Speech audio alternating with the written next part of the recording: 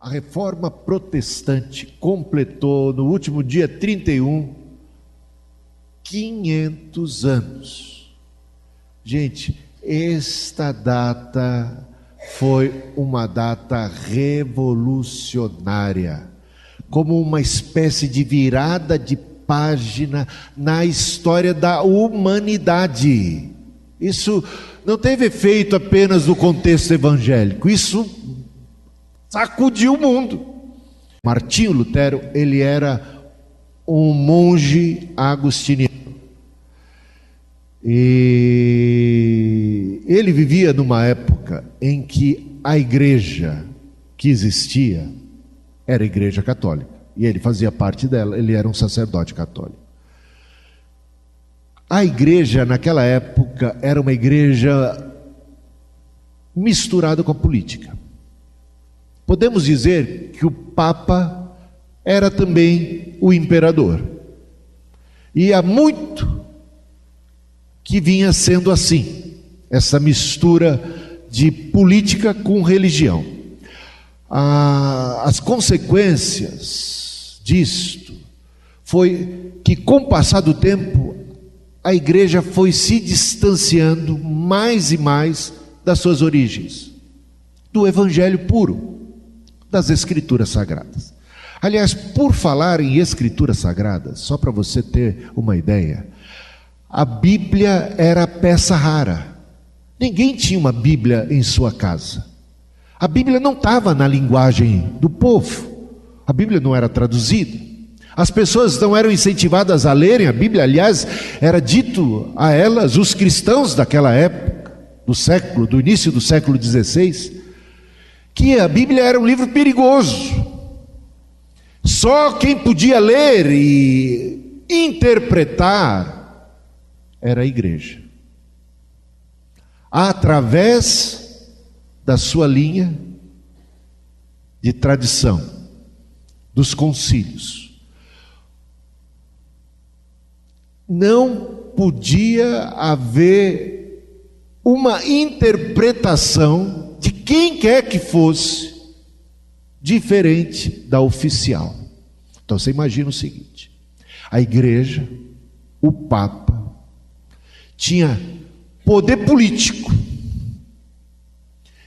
e impunha o seu modo de ver e de interpretar as escrituras sagradas, de modo que, se alguém ousasse pensar diferente e ensinar diferente, este era sujeito ao tribunal da Santa Inquisição, que tinha poder para condenar à morte. Outras coisas bem esquisitas estavam acontecendo naquela época.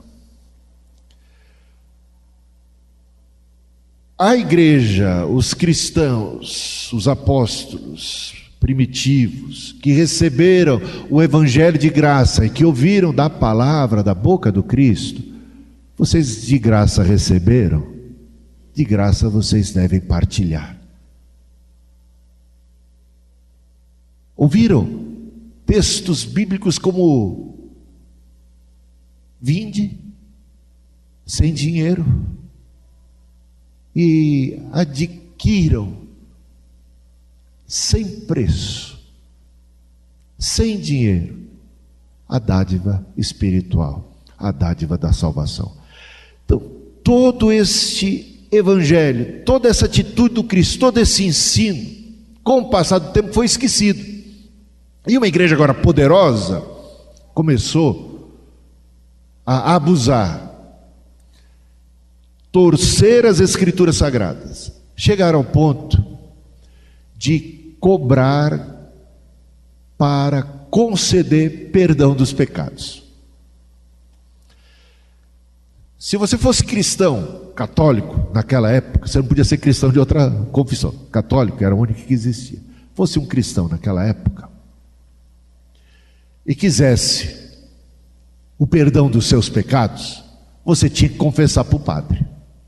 E existia uma tabela.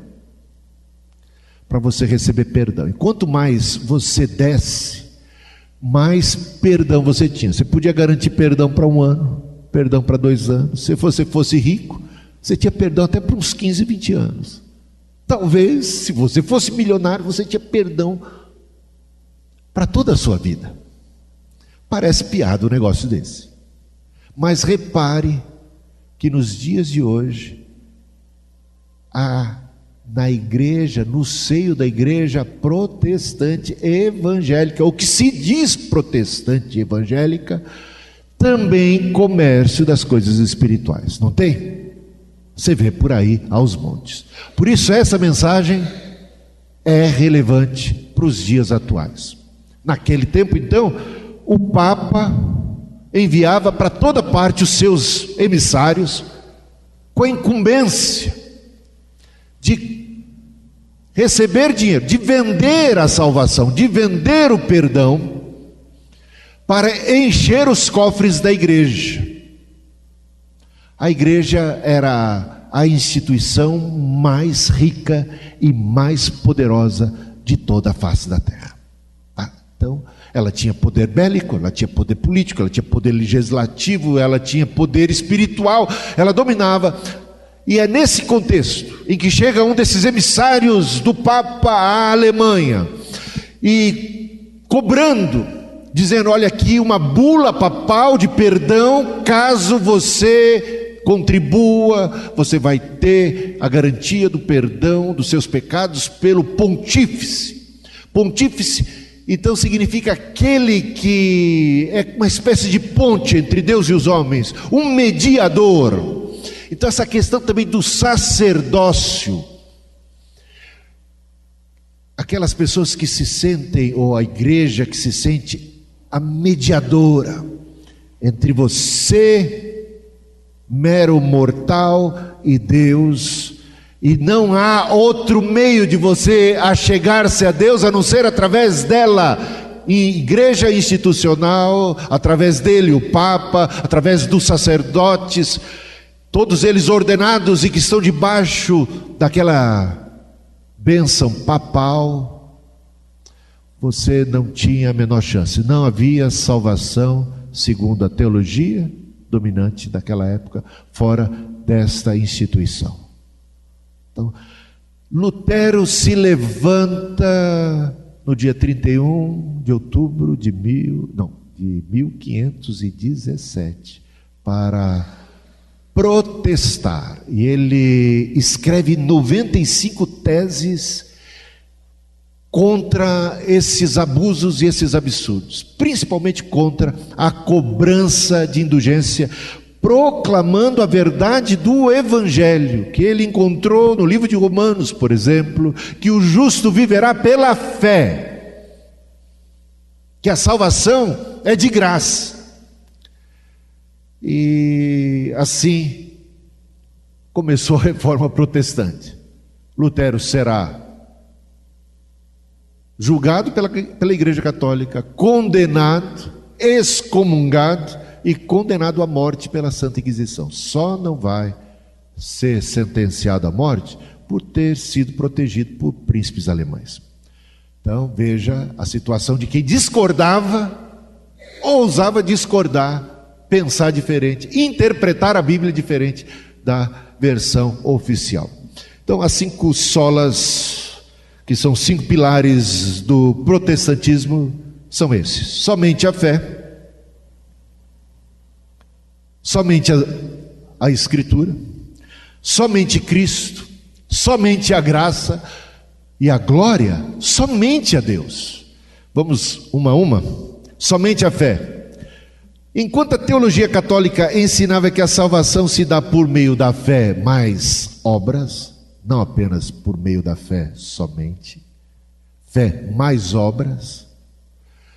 Fé mais obras, entenda-se muitas coisas como dar dinheiro à igreja, pagar para receber a sua absolvição, o perdão dos seus pecados, sacrificar isso, sacrificar aquilo, cumprir, obedecer rigorosamente. Fé mais obras. Lutero baseado nas Escrituras Sagradas, ele levanta a tese de Paulo, de Pedro, de Jesus Cristo, que a salvação se dá única e tão somente por meio da fé. Temos alguns textos bíblicos. Eu acho que eu não peguei aqui os textos bíblicos, mas eu vou falar de cabeça. Vou falar de cabeça aqui. Eles estão em outro lugar no computador, não veio para aqui. Falta de atualização, sabe? Mas você conhece alguns? Pela graça sois salvos, por exemplo, mediante a fé. Isso não vem de vós, é dom de Deus. Não por obras para que ninguém se glorie, porque somos feituras suas, criados em Cristo Jesus, para as boas obras, as quais Deus preparou de antemão para que andássemos nelas. Portanto, Paulo aos Efésios, capítulo 2, os versículos 8 a 10, ele diz: pela graça sois salvos, mediante a fé. Isto não vem de vós, é dom, é dádiva de Deus, não por obras, para que ninguém se glorie. A gente vê que o último sola é a glória somente a Deus. Então, somente a fé. Temos outro texto também que a gente poderia dizer, e aí também cabe para a graça, né? Para a sola graça, eu vou deixar ele para mais adiante. Agora, a segunda sola é somente a Escritura. A Igreja Católica, ela dizia o seguinte: a Escritura sim, é base de doutrina, mas ela é muito complicada. Então, ela precisa ser interpretada devidamente. Concordamos. Só que a interpretação correta somos nós que damos, somos nós que temos. Então, a tradição católica, todos os concílios, todos os documentos, tudo que foi desenvolvido como matéria de interpretação ao longo dos séculos, tem o mesmo peso, e eu diria até mais, do que a própria Bíblia. Ou está em pé de igualdade, mas na verdade, na prática, se vê acima, com mais autoridade do que as Escrituras Sagradas. Portanto, a Igreja, sua tradição, seus concílios, todo a Cúria Romana tem o poder, tem a interpretação exata e correta. Lutero se levantou contra isso. Ele disse: calma aí, para base doutrinal, somente as Escrituras. Porque ele percebeu que existiam doutrinas católicas que foram sendo desenvolvidas ao longo dos séculos, aprovada por concílios, e agora referendada por bispos, pelo Papa ou pelos papas, que segundo a Igreja Católica, quando falam ex cátedra, o Papa é infalível. Portanto, veja o poder que se dá na Igreja Católica, a autoridade do Papa, que é colocada até mesmo acima da autoridade das Escrituras Sagradas, como o intérprete. E aí Lutero disse: não, só as Escrituras. Existem doutrinas católicas, algumas, boa parte das doutrinas católicas são doutrinas bíblicas, tá? Lutero não bateu de frente contra tudo que era católico, não. Reconheceu muitas verdades, mas reconheceu também muitos equívocos e distorções e heresias e ensinos que nada tinham a ver, não poderiam encontrar respaldo algum nas Escrituras Sagradas, e muito pelo contrário, tinham nelas, nas próprias Escrituras, um adversário, porque ensinavam algo contrário ao que diz as Escrituras Sagradas. Como, por exemplo, a salvação por fé mais obras. Como, por exemplo, a Imaculada Conceição de Maria. Como, por exemplo, a Assunção de Maria. Como, por exemplo, fazer imagens e esculturas representando santos e pedir aos católicos fiéis que se ajoelhem diante delas e que falem com os mortos santos e façam deles mediadores, e que orem a Maria e façam dela uma medianeira entre Deus e os homens. Está vendo? Vários ensinos que você não vai encontrar base bíblica, que levam até à idolatria. Bom, por isso somente a Escritura Sagrada. Tem esse texto de Atos 17:11 que diz: ora, estes de Bereia eram mais nobres que os de Tessalônica, falando dos cristãos de Bereia como mais nobres do que os cristãos de Tessalônica, pois receberam a palavra com toda a avidez, examinando as Escrituras todos os dias, para ver se as coisas eram de fato assim.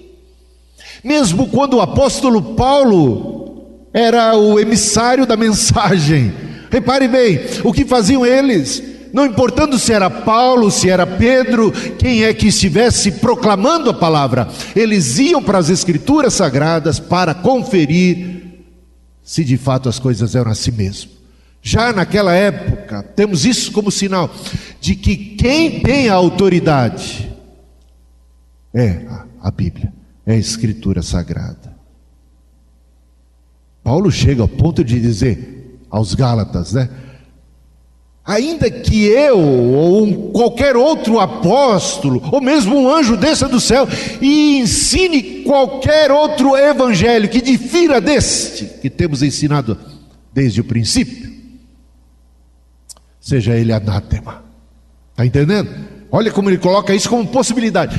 Que eu ou um outro apóstolo ou um anjo desça do céu e fale de maneira contrária à essência do Evangelho, como tem sido apresentado pelo Cristo e pelos apóstolos até então.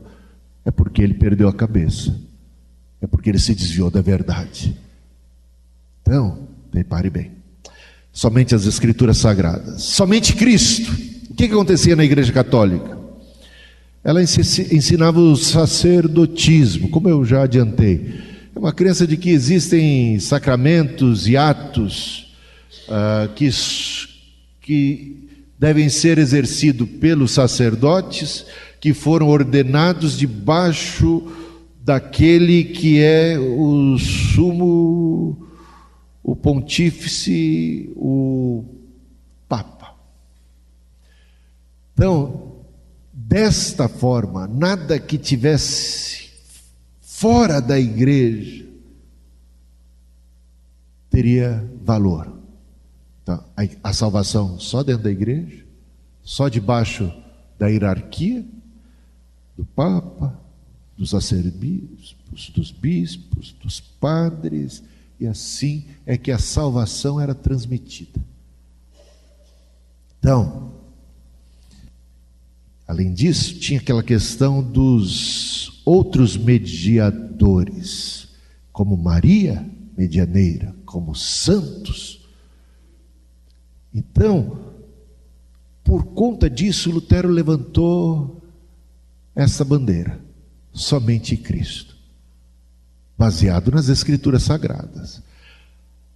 Veja só o que diz a Bíblia: há um único mediador entre Deus e os homens, Cristo Jesus.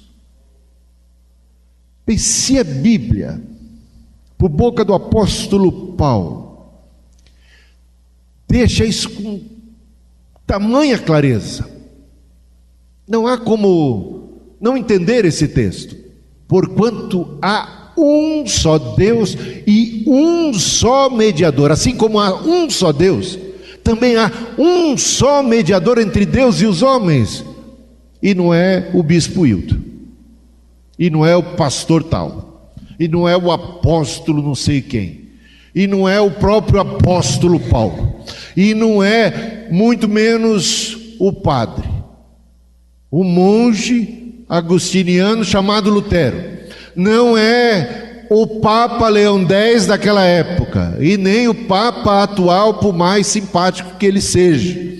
Meus irmãos, não é Maria, por mais querida que ela seja, porque com isso, ao negar que Maria seja medianeira, que um santo seja mediador, que Pedro, Paulo seja mediador. Não estamos diminuindo a sua importância, o seu valor, não estamos falando contra ele, só estamos botando as coisas no devido lugar. Cristo é o único mediador, é isto, e ninguém devia se sentir diminuído por isso, nem mesmo a própria Maria, porque Maria nunca quis o lugar de Jesus. Quando procuraram Maria, ela apontou para Cristo. Nisso ela serve de exemplo para nós. A solução não sou eu, a solução é Cristo. Ela sempre foi humilde e ela é agraciada. O que significa a graça? Um favor imerecido. Meus irmãos, Maria nunca fez por merecer ter sido escolhida daquela forma. Isso, é claro, vai contrariar os católicos. Nós cremos no que é o ensino bíblico, que todos os seres humanos pecaram e estão destituídos da glória de Deus. Isso inclui Maria. Por isso, cai por terra a doutrina da Imaculada Conceição de Maria, como se o nascimento dela fosse o nascimento semelhante ao nascimento de nosso Senhor Jesus Cristo, nasceu sem pecado. Não, Maria se inclui entre todos os homens pecaram, todos os seres humanos pecaram. Então, ela foi agraciada por Deus. A graça manifestou-se na vida de Maria. Por isso tornou-se, por graça de Deus, a mais bendita dentre todas as mulheres. A metade da Ave Maria nós rezamos com os católicos, né?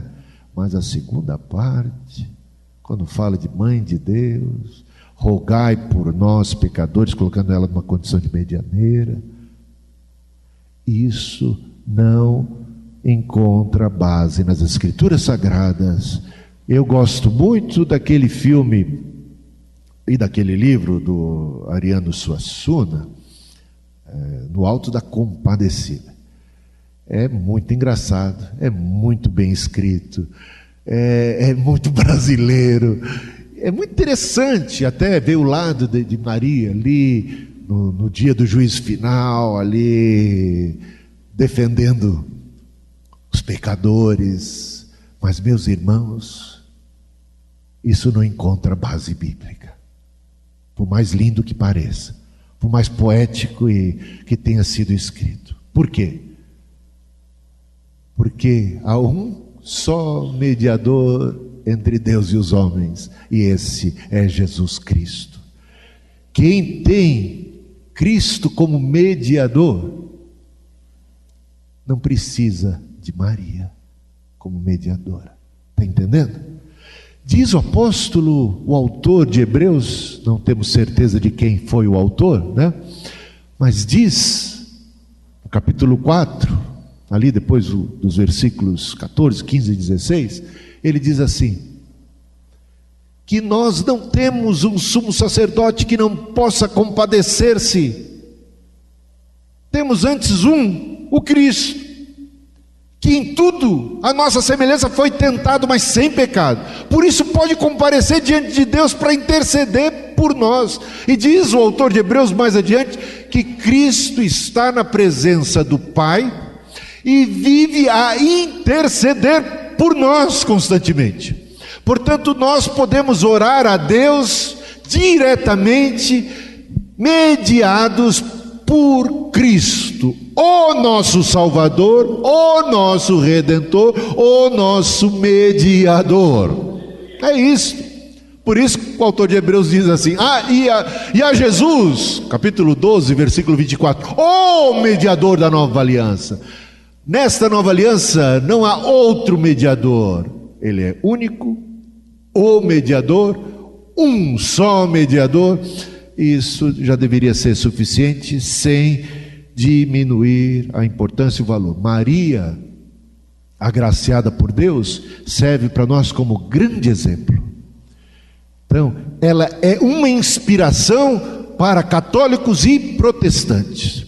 admirável foi, pela graça de Deus, pela obra de Deus em seu coração, na sua vida, realizou feitos que são louváveis. Podemos adorar e glorificar o nome de Deus pela sua obra na vida de Maria, mas nunca adorar a Maria. É a obra de Deus nela, é a graça de Deus na vida dela. Amém? Assim, da mesma forma com qualquer outro apóstolo, com qualquer outra figura heróica do Antigo ou do Novo Testamento, é Deus na vida deles. Bom, somente a graça, como somente a fé, somente a graça, praticamente caminham lado a lado, uma juntamente com a outra.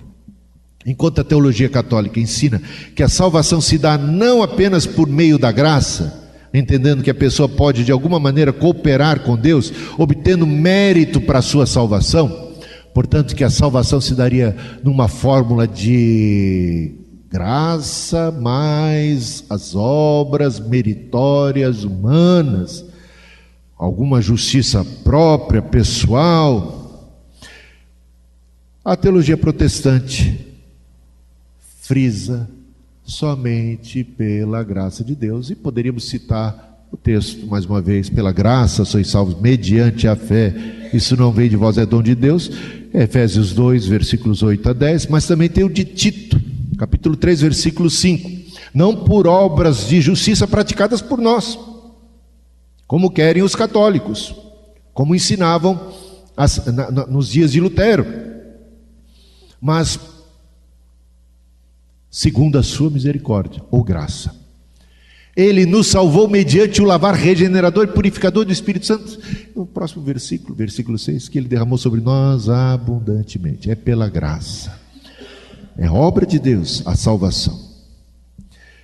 E por fim, terminando essa mensagem, a última sola: somente a Deus seja a glória. Glória somente a Deus. Porque o que se percebia naqueles dias? Se percebia uma glória aos homens. Na medida que você entende que a salvação não é apenas um ato da graça divina, que vem do céu para baixo, você passa a entender que o homem faz por merecer essa graça, que o homem atrai a graça, como se pudesse no homem haver um ponto de partida para a salvação. O homem, sua fé, o homem, as suas boas obras, no homem algo que a graça vai, como se a graça passeasse e contemplasse. Ali a virtude de um homem que merece a graça. Complicado isso, né? Isso traria o quê? Uma certa glória ao próprio homem. Por isso que Paulo, em Efésios capítulo 2, diz: pela graça sois salvos mediante a fé. Isto não vem de vós, não vem de vós. A salvação não vem de vós. A salvação é dom de Deus, que podemos obter como uma dádiva recebida pela fé. A fé como aquilo que nos abre para receber o presente de Deus, que é a salvação, que é gratuito, que vem do céu para nós. Não vem de vós, é dom de Deus, não pelas obras, para que ninguém se glorie. Aí veja, glória somente a Deus, para que ninguém se glorie. Então, a coerência, eu não sei se você começa a perceber a coerência dessas 5 solas, batendo de frente contra toda aquela estrutura católica alicerçada naqueles dias. A outra coisa que a gente vê é glória sendo dada a Maria, é glória sendo dada aos santos, é glória sendo dada a Francisco de Assis, por mais que a gente o admire. Glória somente a Deus, meus irmãos.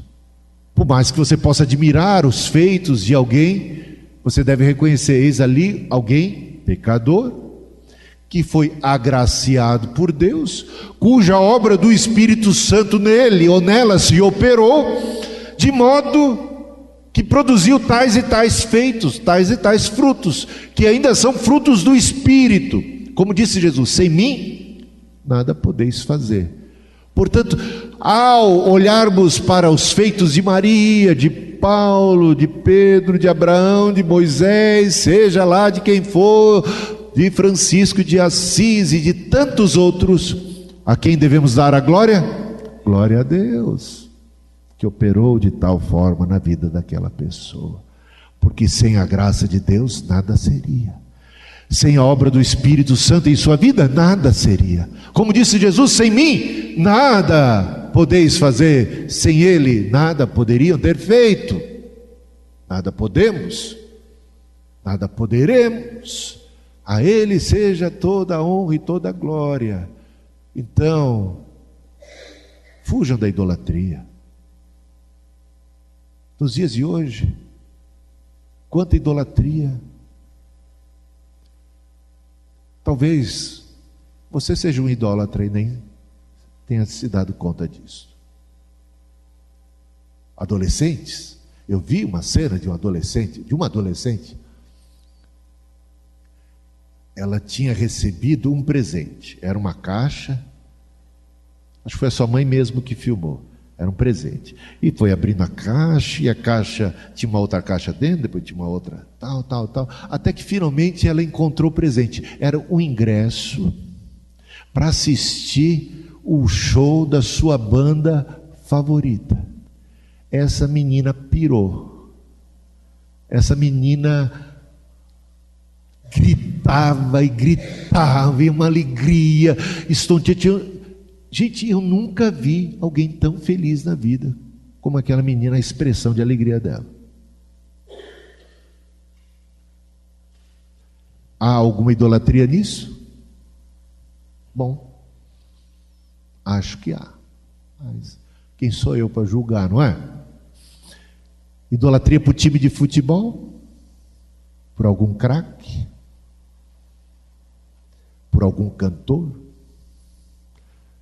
Por algum ator ou atriz? Por alguma coisa?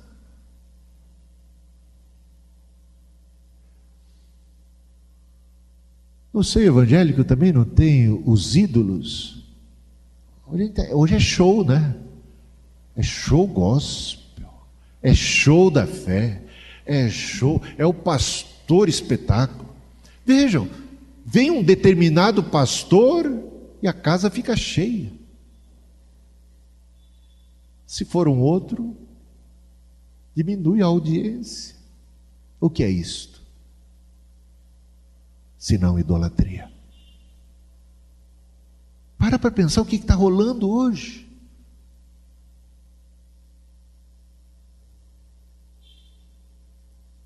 Idolatria por coisas. A fila lá nos Estados Unidos para aquele iPhone 10, um dia, se Deus quiser, ainda vão ter um iPhone 10. Mas a idolatria é uma coisa impressionante. A fila para ter algo, a ânsia, o desejo, o valor daquilo, o significado daquilo para aquela pessoa. Pode ser por um carro, pode ser por qualquer coisa, pode ser por um filho, filha, pai, mãe, esposa, namorado, namorada. Idolatria de todo tipo. Então, às vezes, os protestantes dizem: os católicos estão cometendo idolatria. Só que às vezes o nosso olho está com uma trave tremenda e a gente não consegue nem enxergar bem a idolatria e o erro lá do outro lado, quando nós também praticamos idolatria. Então ele se levantou essa bandeira: somente a Deus seja a glória. E ele discordou da canonização,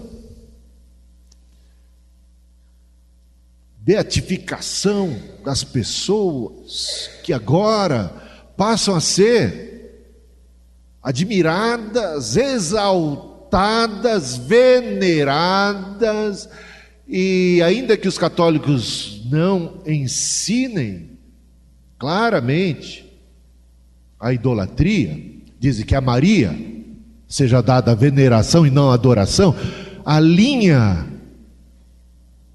que divide uma coisa da outra é tão tênue que o que se vê na prática é verdadeira adoração por gente de carne e osso, que agora nem mais de carne e osso é, por gente como a gente, que foi objeto do amor, da graça divina, que serve de exemplo, de estímulo, que pode inclusive ser admirada a sua obra, a sua ação, lembrando-se que foi a graça de Deus na vida dela, para que a glória seja dada a Deus único e tão somente. Terminando então, vemos o seguinte: Pedro recusou a adoração?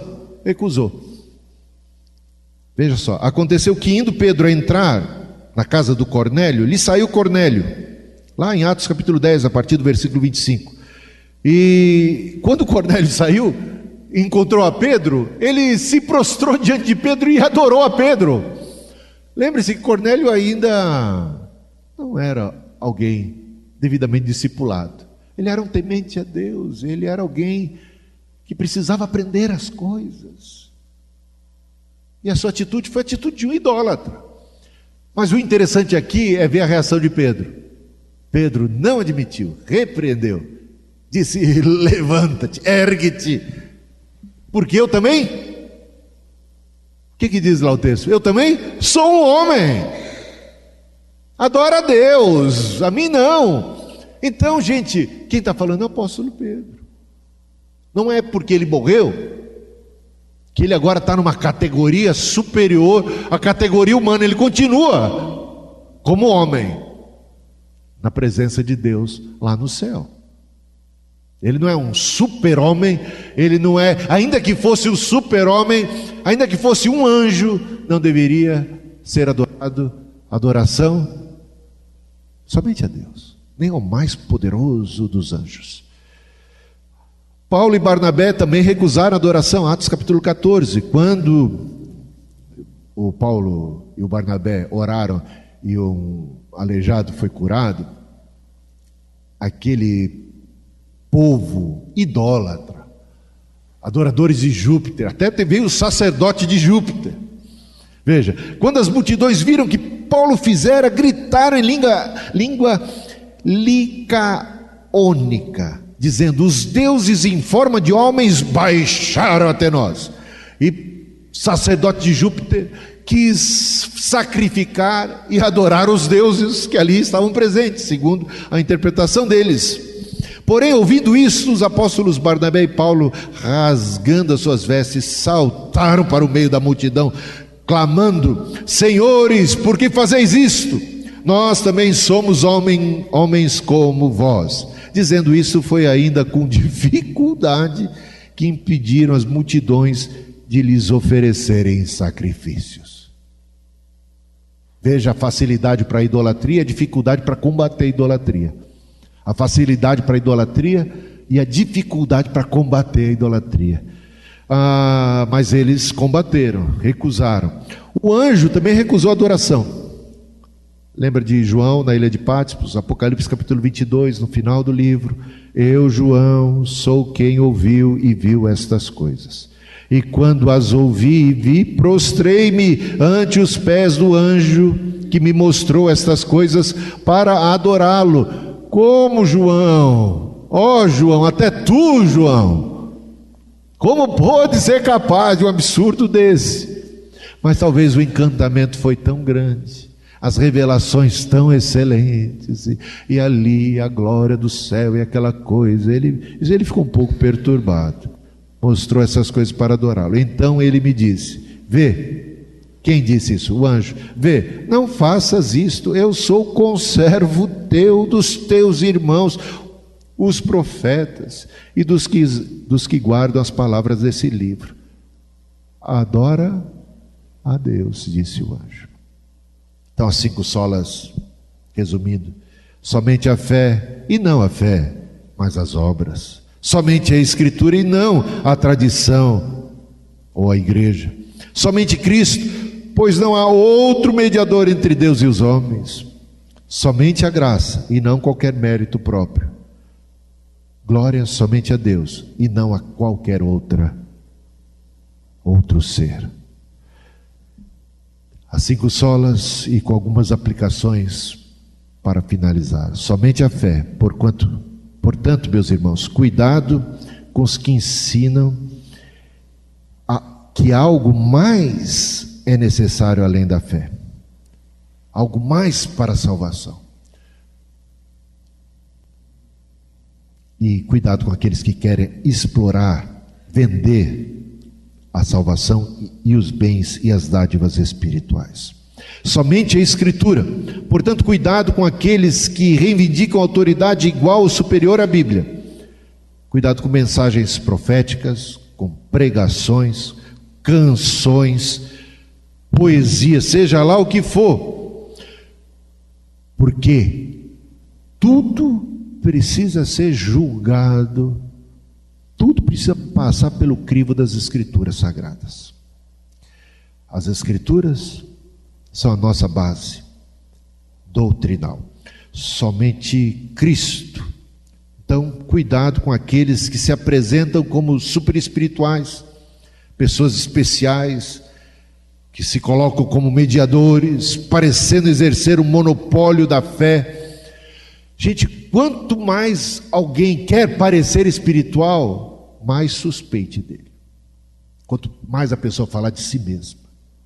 Quanto mais ela quiser fazer questão de mostrar, olha, eu e Deus assim, vem comigo que eu tenho um canal direto. Eu vou ser o mediador, eu. Pessoas que com isso querem controlar, dominar, explorar. Um perigo gigantesco. Mas quem tem ouvidos, ouça o que o Espírito diz à igreja, né? Somente a graça, e não qualquer mérito próprio, observância de leis e sacrifícios, e glória finalmente somente a Deus e não a qualquer criatura. Coloquemos-nos em pé e tenhamos um momento de oração.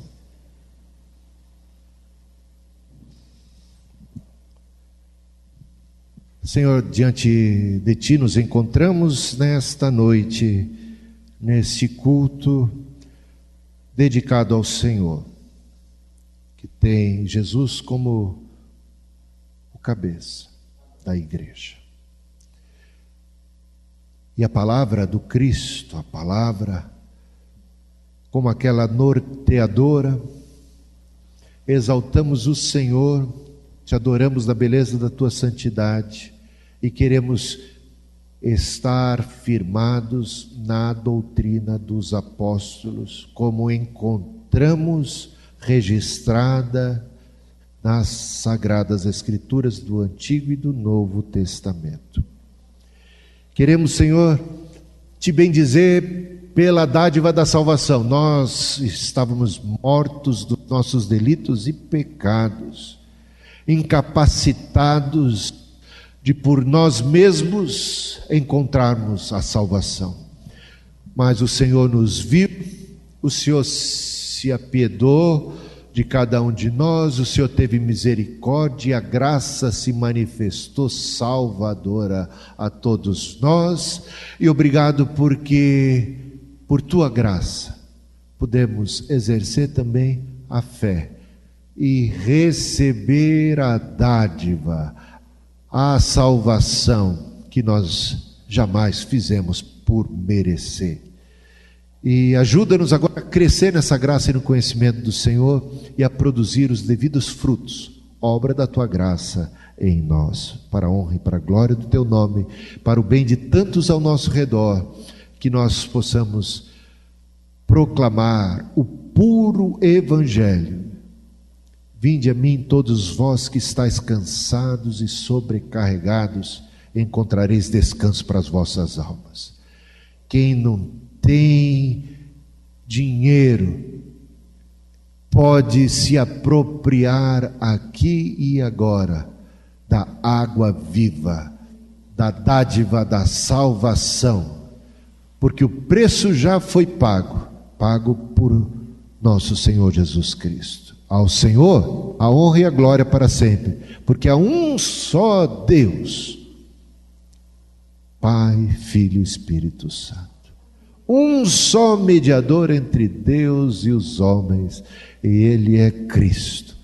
Te louvamos por tua obra, ó Cristo, na vida de tantas pessoas do passado, que servem como exemplos para nós. Mas a honra e a glória ao Senhor, agora e para sempre. Ajuda-nos, ó Deus, a termos discernimento espiritual e a apegados, valorizando esta mensagem bíblica, a verdade das Escrituras Sagradas, possamos, ó Deus, valorizá-las devidamente e proclamar e difundir a boa nova do Evangelho, que é de graça, que é boa notícia para o pobre, para quem não tem nada, e também para aquele que tem, para que possa perceber o valor da dádiva, da graça e da obra de Cristo Jesus. Obrigado, Senhor, por tudo. Te bendizemos agora.